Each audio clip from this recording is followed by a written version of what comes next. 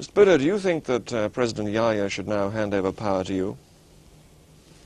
I find it difficult to answer this question here. I must return to Pakistan before I speak on it. Of course, I will speak on this matter, and the place is Pakistan. But do you think the time has now come for you to lead the country? Well, I've been elected by the people. Let's find someone else from Mars, and that's a different matter. But as far as the people of Pakistan are concerned, they have elected me as their chosen and undisputed leader a year ago. But outside Pakistan, you have said that this government has made some mistakes. Certainly. What sort of mistakes? Well, coming to the present, the delay, inordinate, inexplicable delay in the transfer of power, that I think has been a fatal blunder.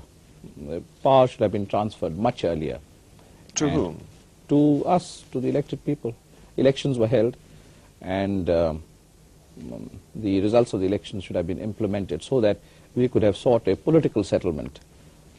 If military action was necessary to crush the secessionists, I do not say that that should not have been taken. Every country takes that kind of action, but it must be coupled as soon as possible with political action, because finally there must be a political settlement. What sort of a state is Pakistan in now, do you think? In bad state, but we'll come out of it. I'm full of hope and confidence. We have already won a political victory in the General Assembly by having the whole world supporting our position, and we will salvage the wreckage. I'm quite confident of it. How would you resolve Pakistan's new position after the war now? Well, first things first, we must bring about some reforms, some fundamental reforms, give the poor people of Pakistan a better stake in their own country. Do you still regard Pakistan as one country, Mr. Bhutto? Of course it is one country. Is that realistic? Absolutely realistic. What are realities? Temporary phenomena are not realities. Realities are studied in history. And historically, the concept of Pakistan, the ideal of Pakistan, cannot perish like this. You still don't recognize that what happened in East Pakistan is an expression of popular feeling, that they really do want to be separate? No, they wanted maximum autonomy.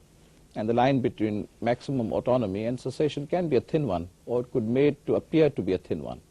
How would you react to any governments that recognized the new Bangladesh government?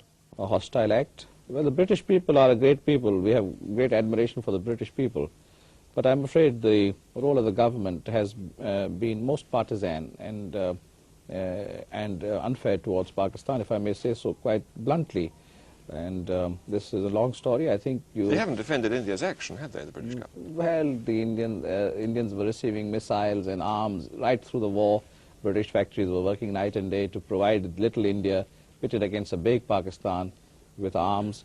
And weren't they just fulfilling existing contracts? Yes, contracts are fulfilled, but contracts are broken also. And in the history of diplomacy, I don't know how many contracts you've fulfilled and how many you have not fulfilled on many occasions. And we are too cynical to really talk in terms of a legal obligation. And I can give you instances where legal obligations have been broken by Britain with impunity. And that's a different story. But I think Britain thinks that, well, we divided the subcontinent, perhaps a mistake, and you're trying to atone for it by taking this position.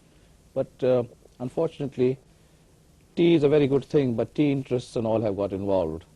And jute interests have got involved, and commercial interests have got involved. But I don't want to say very much more because we are in Christmas time, and I wish the British people a Merry Christmas.